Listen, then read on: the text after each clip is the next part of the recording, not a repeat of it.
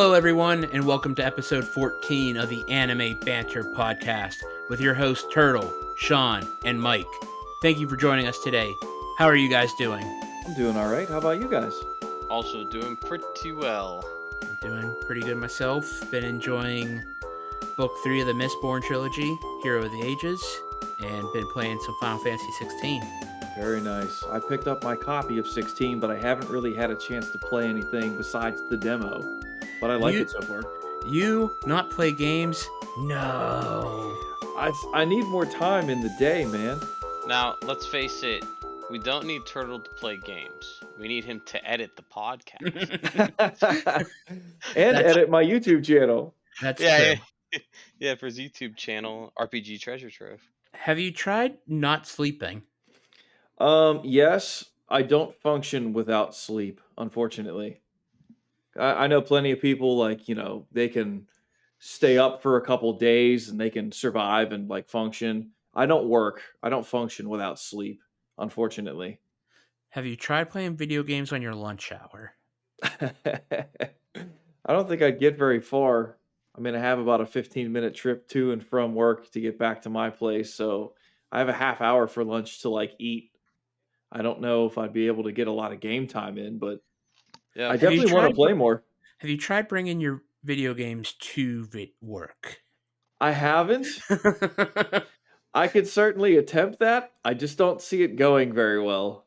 yeah. I don't know. I wouldn't trust leaving my PS5 at work. I'd be too worried someone would steal it.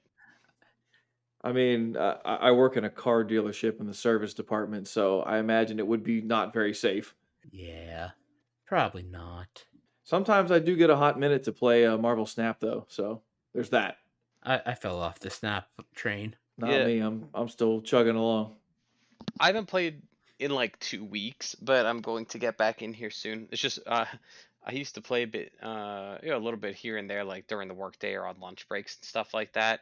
But I've been so busy at work that I haven't had the chance to like rifle off the occasional game like while taking a 10-minute break. Yeah.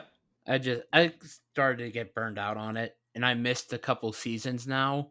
So now I'm like, I don't know what any of these new cards are. I don't even know if I have the right cards to make a competitive deck per se.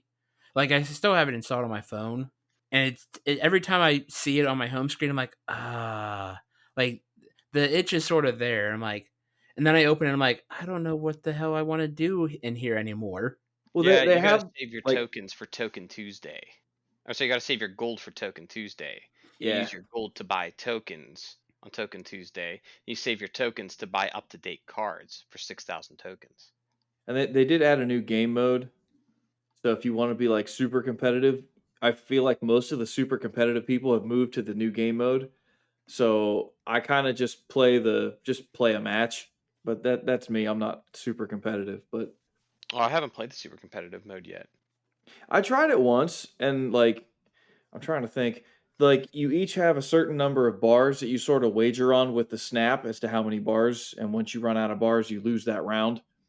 And then if you win, you can go to the next round, but then you have to win against two people to advance to the third round. And the games can kind of go back and forth and take a really long time. Mm. So it's I guess kind of some people interesting wanted if that you're competitive, but I kind of just prefer just play a quick match.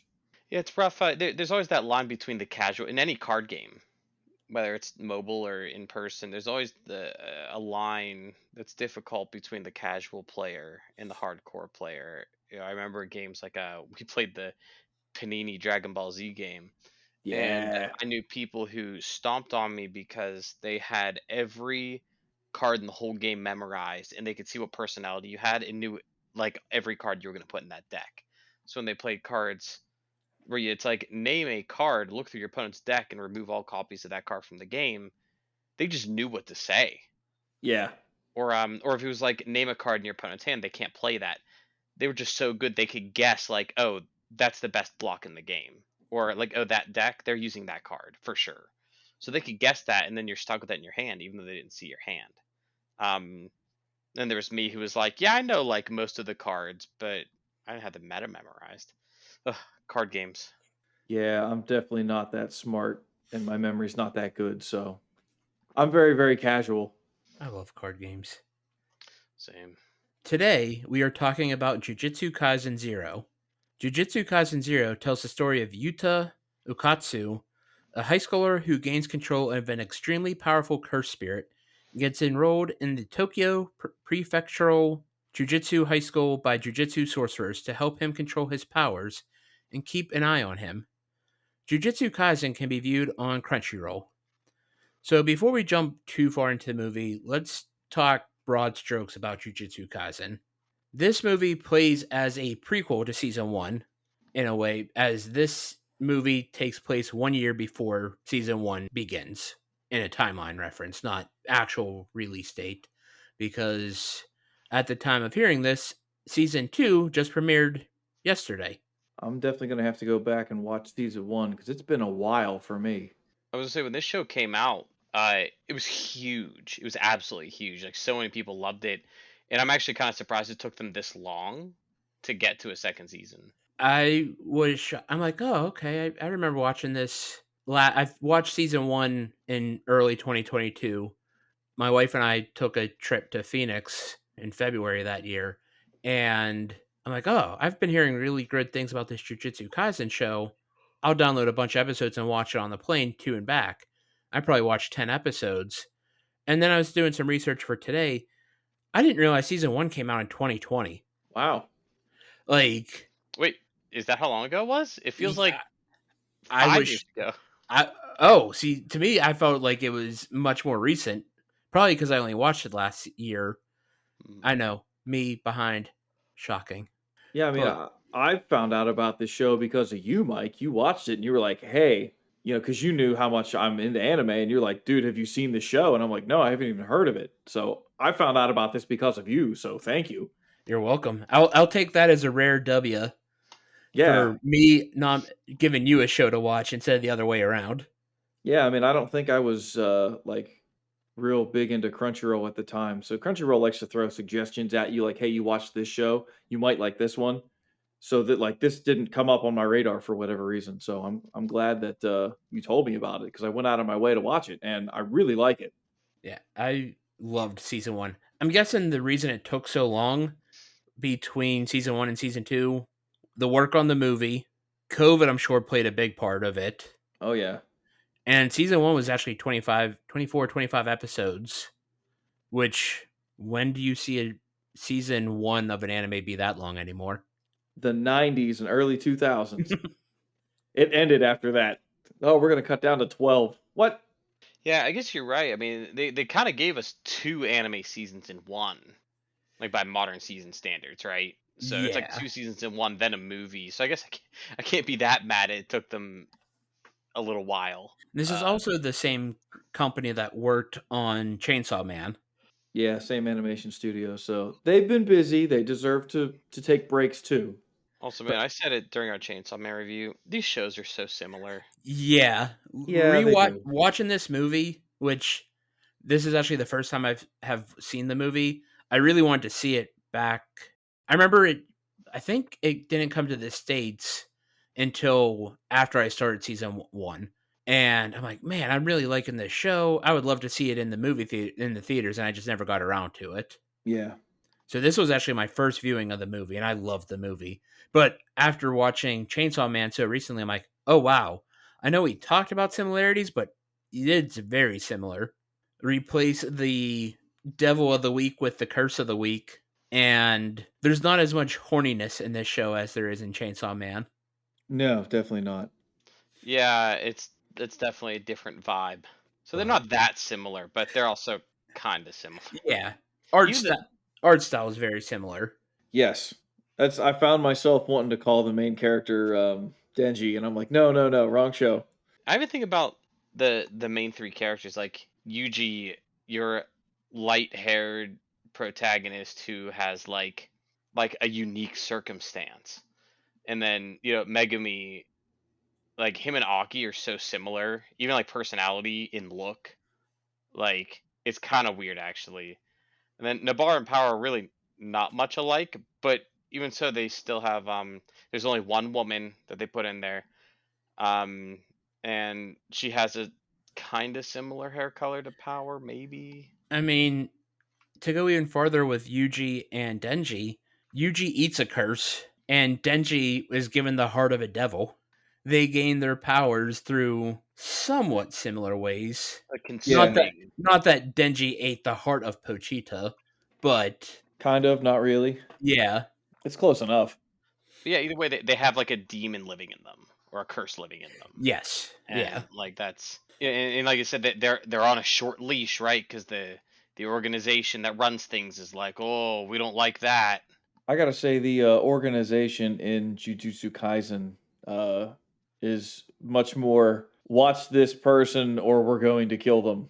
I mean, Chainsaw Man like talked about it, but these guys seem much more like this person has a curse. We should just kill them. That person has a curse. We should probably just kill them too. It's like wow, these guys are very aggro. Yeah, no, it's funny because like Gojo's just like the shield.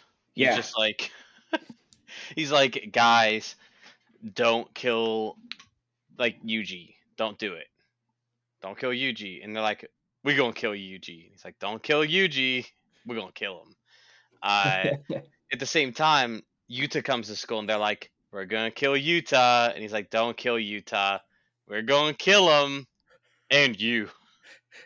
Gojo's just like, please stop trying to kill my new students and pet projects.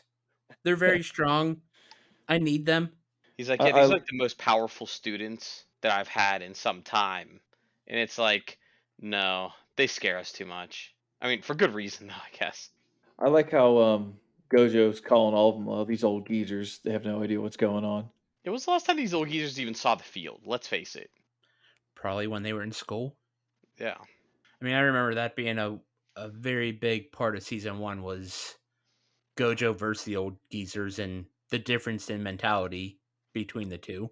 Hmm. Yeah, I really loved season one and definitely need to go back to watch it. It's like I was watching this movie, I'm like, I need to rewatch this show. It's yeah. top notch. One Season of the one things, was really good.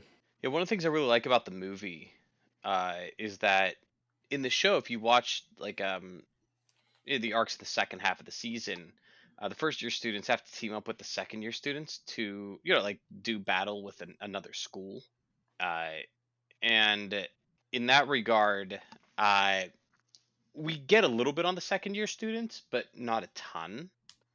And I love this movie because we get to learn so much about the second year students that we didn't get to touch on in the show. And it felt like, honestly, like when I see like the first year students, the second year students, I kind of like the second year class more. I Yeah. okay, No, Turtle. I was gonna say I kind of agree with you. I find the second year students are a little bit more interesting. I don't know, maybe it's just their dynamic, but I was more interested in them. So like to see them in this movie, which is a prequel, and they're first year students in this movie, if I'm not mistaken. They are. So it's kind of neat to see them and like their dynamic is pretty much the same. Whereas like in the season one, our new characters, our new main cast, they kind of struggled to get along with each other right away. The season or the year two characters seem like they kind of gelled right off the bat, and when we see them in the movie, it's they have the same kind of dynamic, sort of like the same strength. So they're all pretty awesome, and it was just I just think they're more interesting. I really loved how we got so much backstory in this movie for the second year students and Ghetto. Gato. I don't know exactly how you pronounce his name. Ghetto, Gedo, right? I thought it was Tio, but Oh, is it Tio? yeah, Gito. but Yeah, I Suguru Gito. I don't know. Gito. We'll go Gato. with Gito. Sure. I'm guessing Um, too. but yeah, I mean, from the limited time we saw these characters in season one of this show, I instantaneously fell in love with Panda and Toge just because they were so off the wall. Like, here's a big ass fucking panda. He's just a student at this school. And it's not like a My Hero thing where it's like, yeah, he was like, these are his hero powers. It's like, nope, this is just a panda who's a jujitsu sorcerer and he could talk. I was gonna say any It, talks. and he's hilarious. Like, I was dying when he was asking Yuta, like, oh, do you like small boobies or big boobies? And Yuta's like, I don't know, I guess big. And then Panda like immediately starts trying to ship him and Maki. Yeah, That he's was like, really Maki, good. you have a chance. Like I was howling. It's like Panda just has all these great comedic moments, which I mean, how can you not? You're a fucking panda. Yeah. But I was dying at that bit, and like he kept going throughout the movie, like, huh, come on, you know it'd be perfect between the two of you, right? And then And Monkey just starts to kick his ass.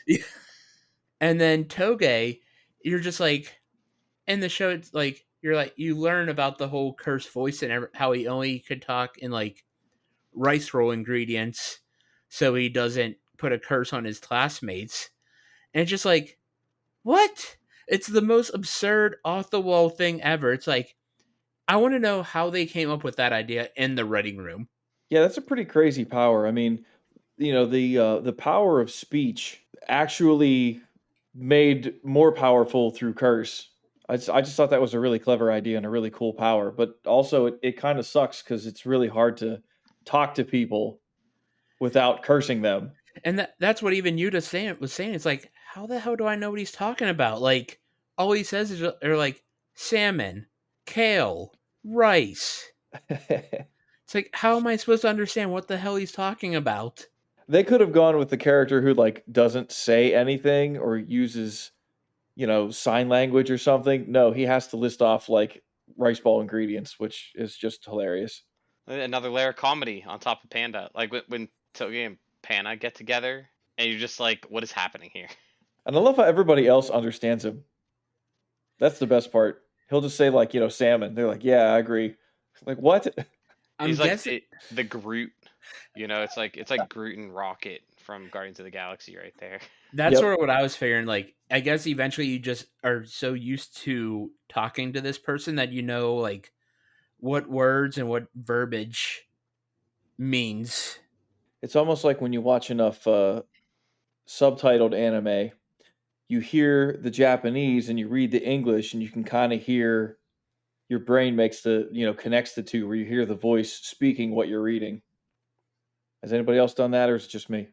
Like when you like see a person and you read it in their voice, I do it all the time. Yeah. Yeah, like for me, like I'm a One Piece fan.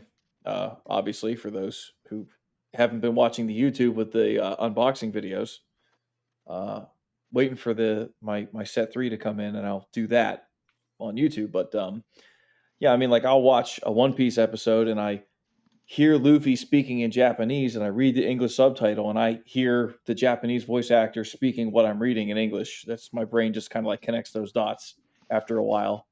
Really, the only comedic character from season one we didn't really get.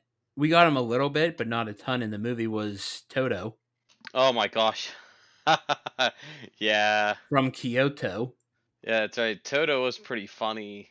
My gosh, the scene where he like imagines his middle school life with Yuji. There's like it's like a 10-minute scene of like Toto's fantasy about them being best buds in middle school. And they become brothers and everything. Yeah.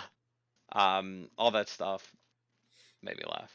So, Turtle, you're our music guy. Would you like to talk about the opening song at the start of the movie? Yeah, this song is called Greatest Strength. The music was done by Hiroaki Tsutsumi. I don't know if I'm saying that right. Sorry, Um, everyone.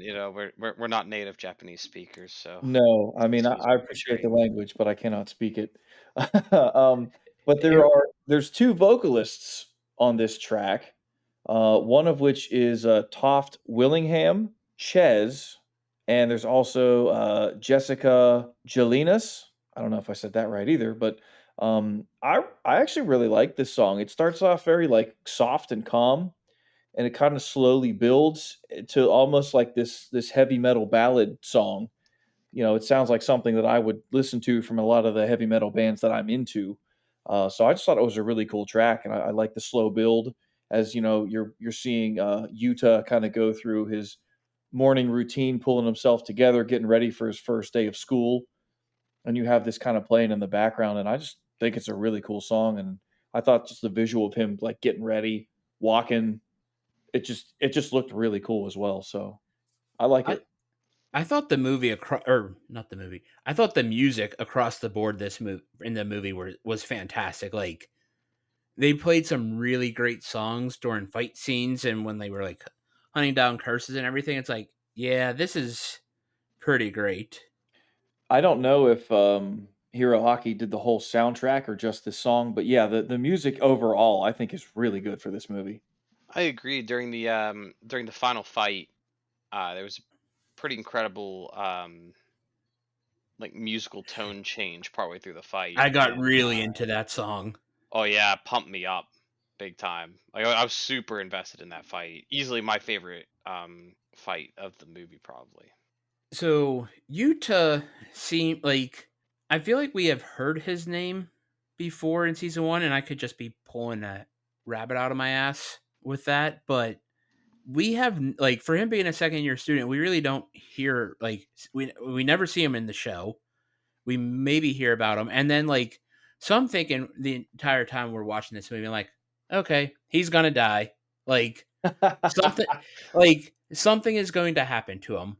My Like exact thought too. Seriously, I went to the movie. I'm like, oh, he wasn't in season one, but he's part of this class. He's dead. like when the movie ended and he was still alive, I was shocked. I'm like, oh, well, I didn't see that coming. Like I thought, okay, Gato was going to kill him, or he was gonna like he made that deal with Rika, like if you give me your strength, I'll come live with you and die and everything. I'm like, okay, well, they're writing ways for him to not be around. And movie ends, it's like, wait, he's still alive. Okay, like where is he now? And then we see in the post credit scene that him and Miguel are eating together and they're visited by Gojo.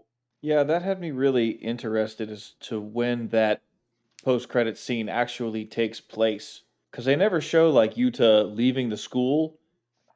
Did he like automatically graduate for, being awesome in this movie, or Is Miguel just training him off somewhere else? and like what kind of ability does he have now? Not to talk about the end of the movie just yet, but like what is he doing? I don't know. It also seemed well, it seemed like Utah is like from a lineage of a very of strong sorcerers. And we learned that him and Gojo are actually distant relatives. That's right. So I'm assuming he had like and he used the cursed voice with the microphone in his fight. And he was using like cursed objects and everything. So I'm guessing he has other powers besides Rika. And Rika just sort of like almost gave him a Super Saiyan buff to those powers. That I actually didn't think about that. I thought like Rika was all his power, but maybe she was just amplifying what he can do, which would make a lot of sense to want him around because he was pretty nuts in this movie once he got the hang of things. I was gonna say in that final fight, he was so OP. Oh Like my goodness, I he's loved like, it. I'm just gonna pull out this microphone, this megaphone, and use curse voice, and it's not gonna affect my voice. I'm gonna do this. I'm gonna do that. It's like, did you just like sort of decide to take everyone's powers and use them? Are you pulling like a rogue here? Did you touch everyone and steal their powers? Yeah, I wonder if he just has to like if he understands how it works, he can replicate it. If that's his ability, that's crazy. Also, it's kind of weird because you realize at the end of the movie he's kind of weaker now, like without Yeah, Rika. So you're like, huh, he kind of gets a power down, but now that he knows that he created Rika through his own will as a child when he couldn't control his powers, you're like, oh my gosh, this dude's gonna be the most powerful person in the series. Like, what are we even doing with like our other main characters? Like, I want this guy to be the main character now. yeah. If he could just Yeah, create curses however he sees fit to help him in battle, like, what's the point of Yuji? Yeah, but then again, Yuji's gonna eat more fingers and Yuji's gonna become get even hella more. strong. Oh yeah, yeah. To the point where I'm like, it kind of kills me because I'm like, yeah, Megumi's like kind of strong. I feel like he hasn't revealed everything. I feel like we could see more. Yuji is going to be super strong, but I feel bad because like Nobara, who's like hitting nails with a hammer. I'm like, is this all she has? I really hope they give her a power up at some point because Her power sucks. And like, so Miguel and Yuta are eating together, and Miguel was like part of Gato's gang. Like, what happened there? How did Gojo get him to flip, or is he still like sort of cool with Gato? Like, how does this all work? Yeah, I found that really interesting because I thought Miguel was pretty cool. Like when he's fighting Gojo, he's like, "All right, I just got to I got to hang in there." And well, Gojo is Gojo. Um, but Miguel did kind of hang in there. So I mean, I could see him totally, working for Gojo out of respect with just how incredible Gojo is. So maybe they're on like a training mission and they were just like grabbing some lunch and when Gojo pops up to say hi. No, no, I'm looking forward to what happens with it. It's nice knowing that Yuta will return. Yeah, I'll be intrigued to see if those two return in season 2, or they're more down the line, like season 3, season 4, another movie. With how powerful Yuta's got to be, it would not surprise me if it was further down the road. I don't know how Yeah. much. I thought season 2, at least one of the story arcs was all about young Gojo, so I'm not sure if we might necessarily see Yuta in season 2, but I hope so. Yeah, for sure. I really like Yuta. What if I should read this manga? What was that, Sean? What if I should read this manga? You could, but then it will ruin all the surprises. Yeah, it would. Especially if we watch season 2 for the podcast. Yeah, I mean, there are some things that I like reading before watching. A lot of book adaptations for movies. And like I read all of The Walking Dead while during the Walking Dead craze. And it's just like, wow, they really changed a lot of the Walking Dead TV show compared to the comics. Uh And it's like the comics were so much better. It's usually how it goes. Yeah. And like same thing with Game of Thrones. Well, I guess after what season 6 or 7 they had to take it into their own hands because George R.R.'s taken forever to write book 6. Yeah. But there are some things that I like to read to see how they change the adaptation. There are some things I don't like to read. In a lot of cases, we're going back through the history of anime here. In a lot of cases, the anime, especially when you look at some of like the 90s and early 2000s stuff, even the late 2000s stuff, going to the 2010s, there were so many good series that came out as an anime and essentially just work as commercials for the manga. But the problem is that the manga isn't complete when they air these series. So they give a series like 26 episodes, they say wrap up your plot, but as you find out, they only went through half the source material and had to give them a really crappy ending. Ones that come to mind, Soul Eater never got a proper ending.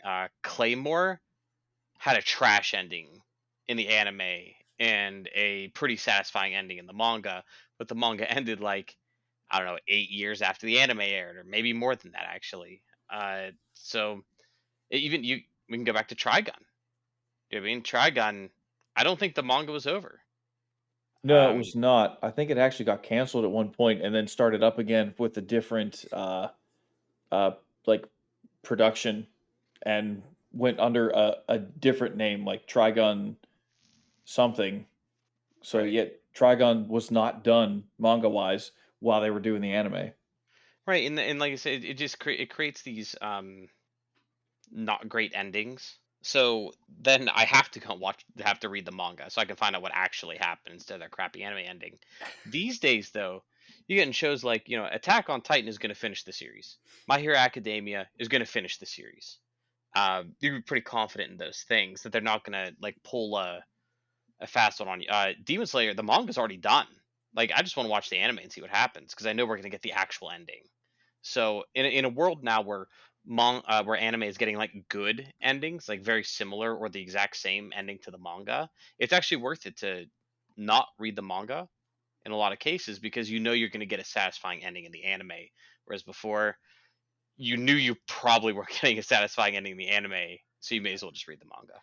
Or there's the rare occurrence like Dragon Ball Super right now, where the show is done, but they keep making the manga, and every once in a while we get a movie, but it's like, why are we not getting more Dragon Ball Super?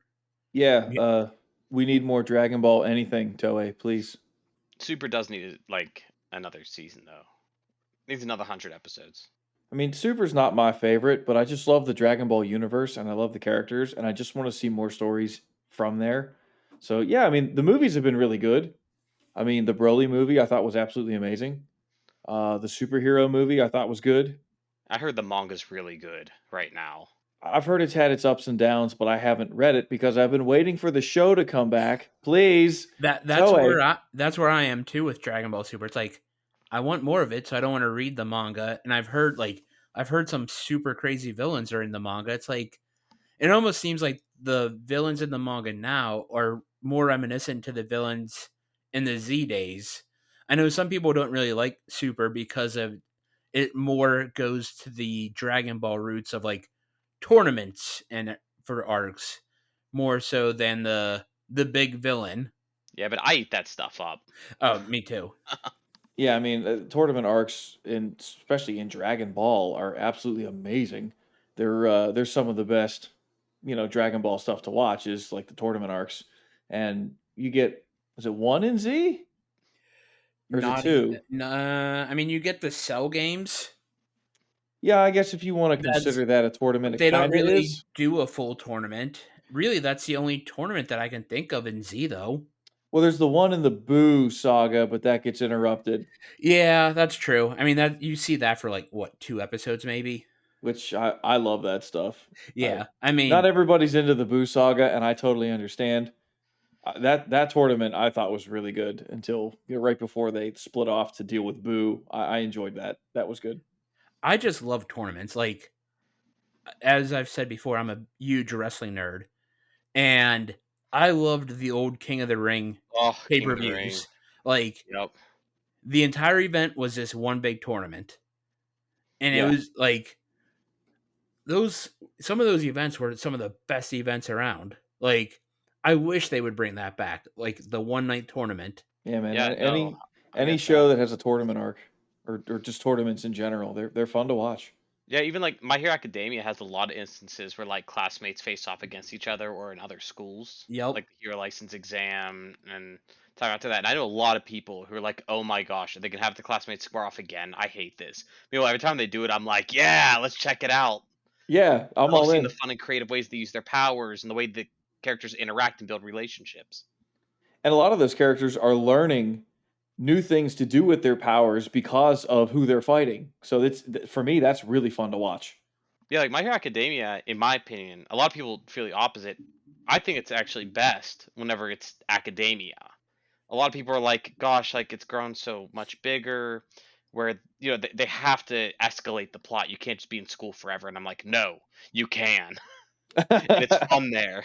don't want to leave the school. Yeah, because once they leave the school, it's not My Hero Academia anymore. It's superhero show. Like I get my Marvel fix. I Like get that. yeah, I don't know. I mean, I'm a big fan of My Hero, so I'm all in. I love, now at the end of season 6, is that the most recent season that's been out? Maybe. 6 or 7. Yeah, I can't remember if it's 6 or 7, but I mean, seeing, Deku beginning to be absolutely amazing has been great. But I definitely really enjoyed the school stuff as well. That was season 6 I just completed. Okay. All right. So season 7 is on the way at some point. And really, season 6 was the first season that we really didn't get the classmates against each other a ton of. Like, Yeah, that's we like really got the heroes versus the villains. yeah, we stepped outside of the school in season 6 where you're not in classrooms or doing field trips or anything like that. Yeah, I'm reading the manga as it comes out for that one, and I feel like they're really getting pretty close to the end. I feel like we don't have more than 3, maybe 4 seasons top left for My Hero. Yeah, and some of the stuff that takes the manga a long time to come out with could actually be wrapped up kind of quickly. Like manga action in a manga is sometimes like 2 minutes of an anime if there are a lot of action panels because animation just flows better. Yeah. I mean, with the way season 6 ended, I could see it ending in 1 or 2 seasons.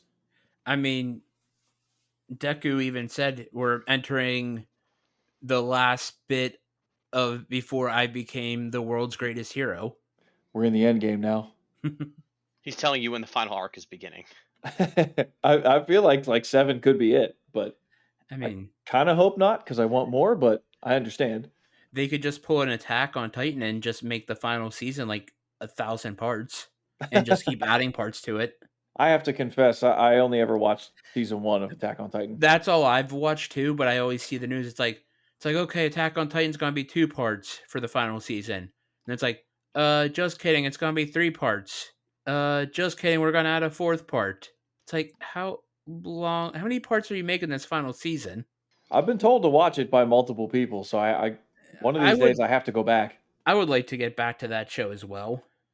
It's been forever since I watched season 1. Hey, leave us some comments, listeners. Maybe you want us to do Attack on Titan next. Getting back to Jujutsu Kaisen 0, I just love how this show hits you with all of the feels. Like you have the comedy with Panda and Toge and everyone. You get some of the I forget I like watching the movie, I forgot how crazy and horrific some of the curses can look. And then you get the tragic backstory of how Rika and Yuta become a thing and Rika becomes cursed, and you're like, they're what, 8, 10 years old, and they're talking about like they met at a hospital and they became fast friends because they were both sick. And Rika's like, "This is an engagement ring, and when we get older, we'll get married because we're so in love with each other." And then Rika gets ran over, and you're like, what the fuck?" Yeah, that was brutal. Like the backstory is so damn Yeah, tragic. You're like, things were fine 1 second, and then all of a sudden they weren't. yeah. It's like what? What? No, like not how I expected her to become a curse. And then we find out late. We're assuming throughout the movie, oh, Rika put the curse on Yuta, and then we find out no, it's the other way around. Yuta is the one who cursed Rika because Yuta wasn't ready to accept her death. Yeah, that was quite a twist at the end for me.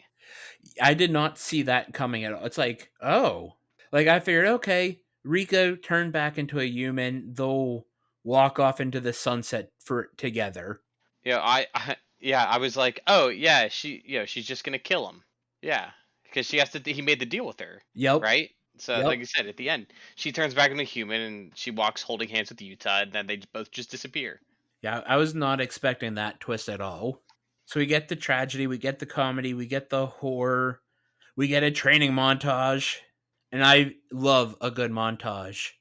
Montage. Montage. It's like it really hits you in the feels. This movie.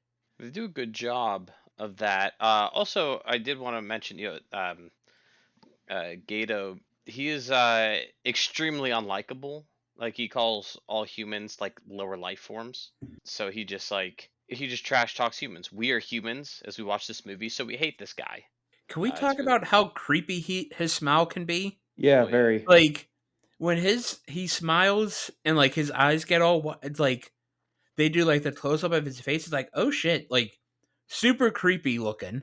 Something about the characters when they animate them where they have like their eyes are all or mostly closed and the big grin like from ear to ear. It's like this guy is like truly bad to the bone, as they say. I'm really glad he got to be the villain in this movie because for being like one of the big bads, he really takes a back seat for season 1. Like Oh yeah. we get him in some episodes, but you almost feel like he is a secondary or even like a third rate villain. Yeah. At no point does he feel like the big bad. In this movie, he does. They do a really good job of pumping him up here, though. I also loved, and I got a really good going back to the comedy side of things. I love at the end how Gojo showed up without his blindfold, and all the students are like, "Who are you?" Nobody recognizes No, him. it's like no one recognizes him because he doesn't have his blindfold on. Which is really funny to me. And even Gojo's like, I'm your teacher. Your incredibly good looking teacher. How the hell did you forget this? No, that really cracked me up. I thought the Gojo is like a consistent source of entertainment on the comedic and serious side. He's a character who can really do it all. Like seriously, like I have to give big props to the writer of the series because like they created a really cool character. Turtle, would you like to talk about the end credit song at all? Yeah, just real briefly, the song is Sakayume by King Nu, GNU. As I don't know, do you just is the G silent? GNU, King GNU? I don't know. Yeah, I mean it's kind of a standard pop rock kind of sounding song, but after everything happens up to that point in the movie with the resolution with Rika and Yuta, the song to me just felt very like fulfilling, very complete, and I think it was a great choice to use for the ending credits before we get the post credit tease as to what may come in the future. But I think it's a good song. I think it's a great choice for the vibe again for that complete feeling, and it's pretty good. Before we get into our final thoughts on the movie, it is time for Mike's Beer of the Week.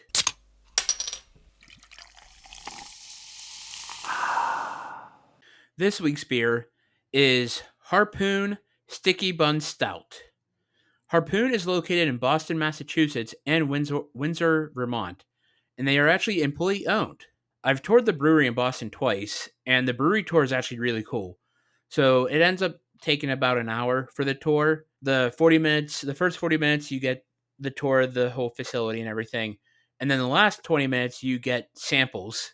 You get like your own little pour area where they have a bartender, and you can try as many beers as you want in 20 minutes.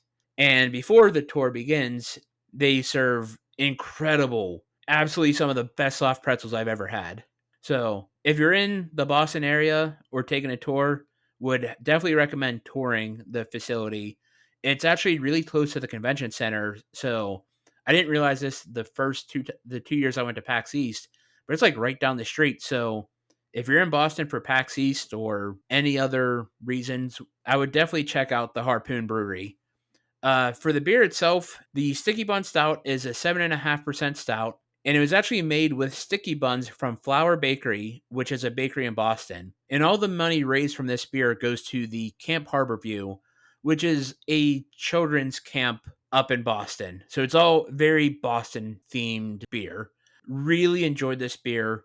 It was really sweet, but for drinking one of them, I was okay with that. Probably couldn't have drank more than one at a time, but I'm a huge sucker for sticky buns. And even on the can, they're like, you should eat a sticky bun while drinking this beer. So I really enjoyed it personally. The untapped average rating is a 3.88, and I would give it a 4.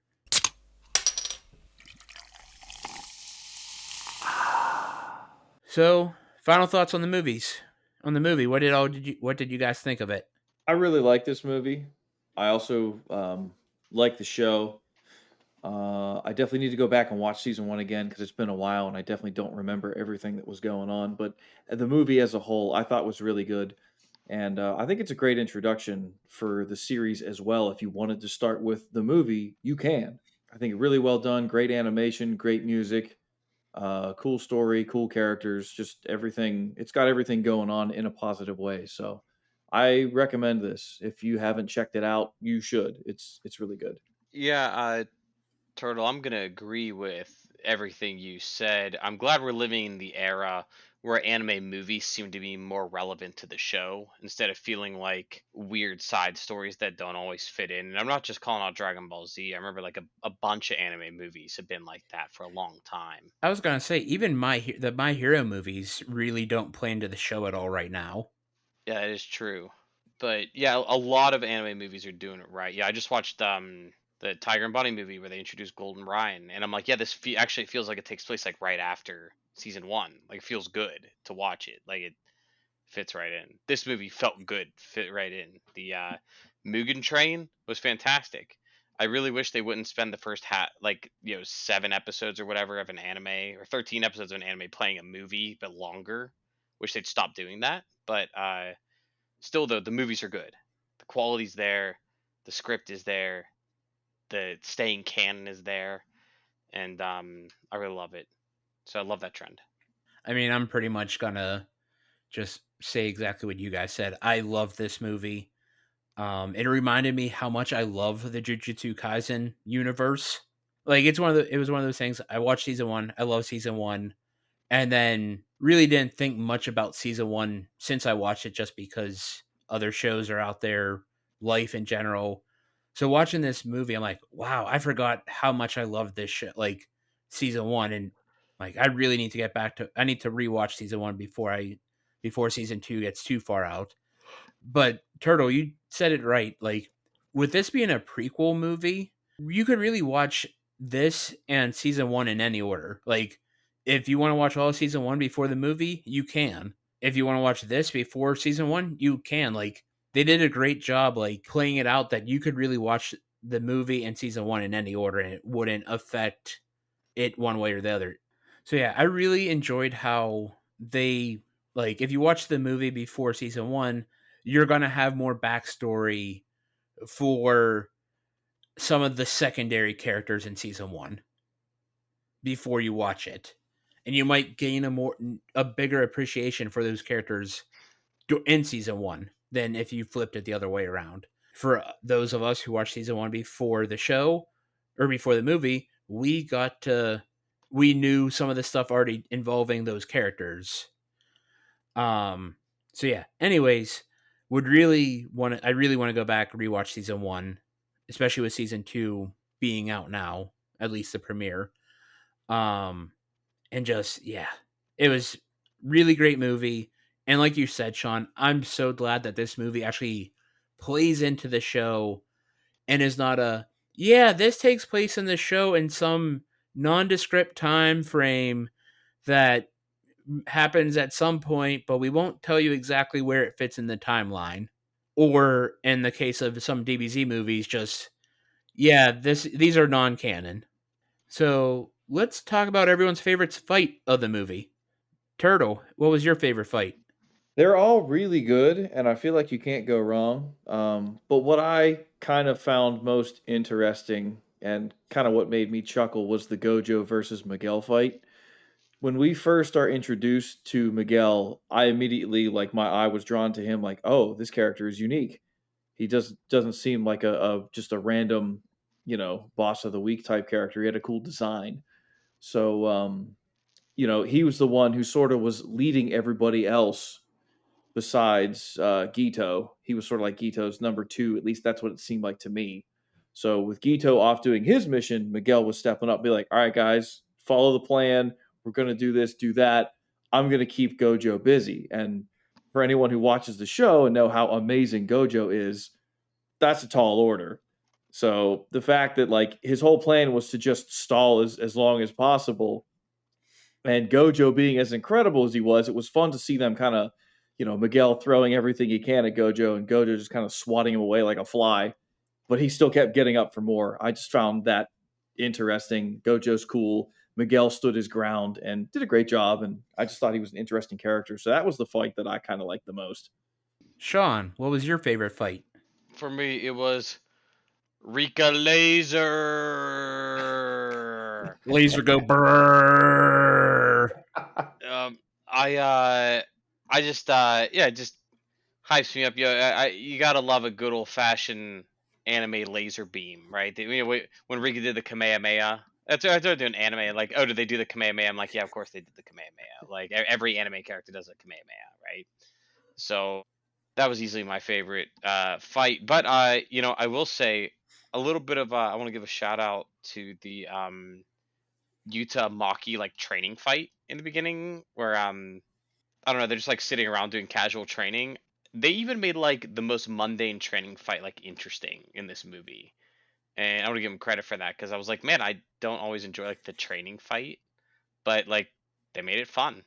Like when she did the jump and then she did the split and he like swings and misses.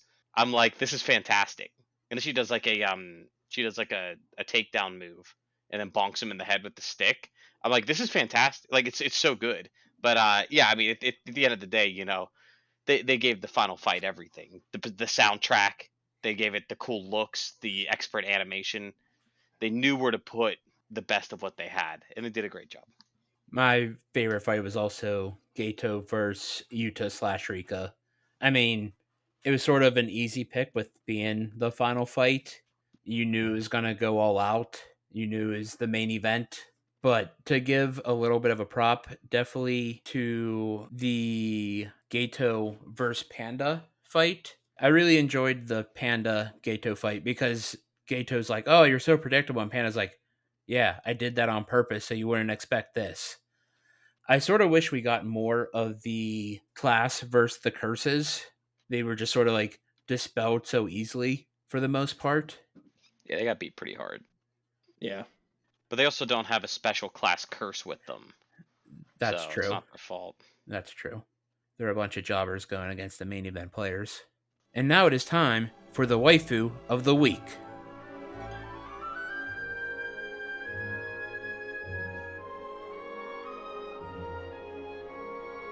Sean, who did you pick this week and why?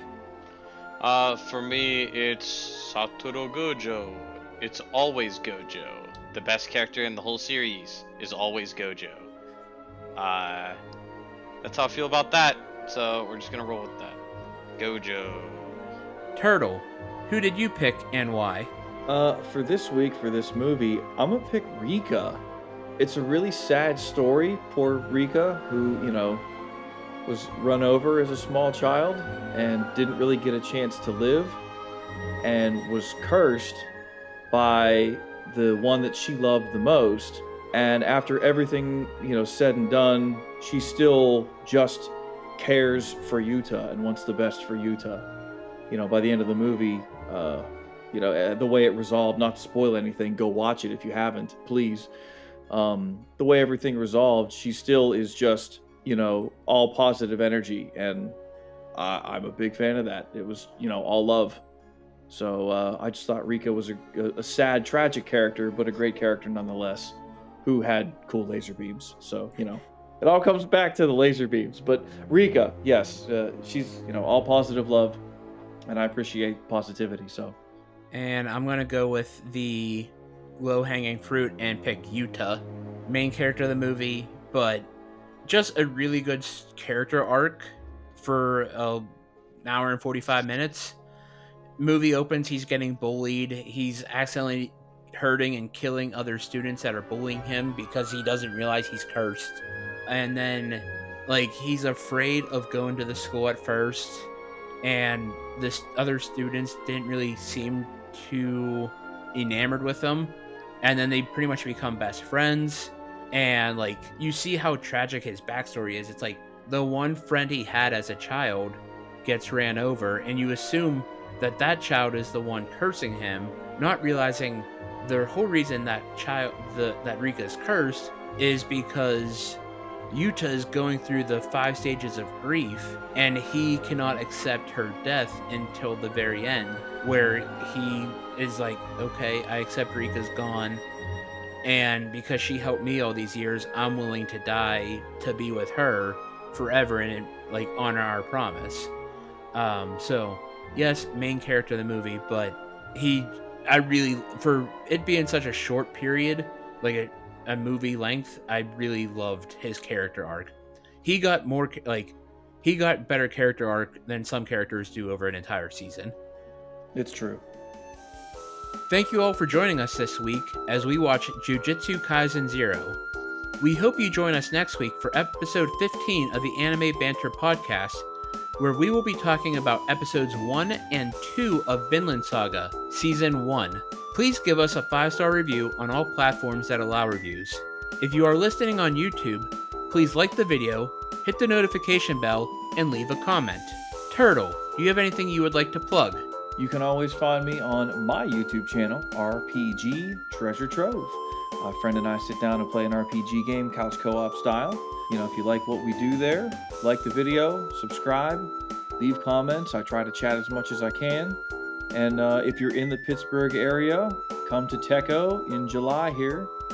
It's the 20th through the 23rd? That is correct. So we will be making an appearance there. So yeah, come on down. I'm going to plug Techo this week. Sean, do you have anything you would like to plug? If you Piggybacking off of that, you can find business cards and some flyers for our podcast, and maybe meet one of us over at the Demon Files booth. I work on the Demon Files podcast. It's written and produced by my wife, and she'll have stuff for the Demon Files there as well as our podcast. So yeah, come on down, and if you mention me and I'm not there, let one of the staff members know, and I might be able to run my way up if you want to chat. To piggyback off the two of you, we'll easily be able to be found at Techo, as we will be wearing Anime Banter podcast shirts. Woohoo! When we were there. I believe the plan as of now is for the three of us to be there on Saturday, the 22nd, and Sean will be there all 4 days, and some of us might, Turtle and I might try and make it for another day or two. Depends on work schedules and life. But as the two of them said, please come out to Techo. It's July 20th through the 22nd, or the 23rd, at the David L. Lawrence Convention Center. It's a great time. The Anime Banter podcast can be found on Facebook, Twitter, Instagram, and YouTube. Thank you all for joining, and we will talk to you next week.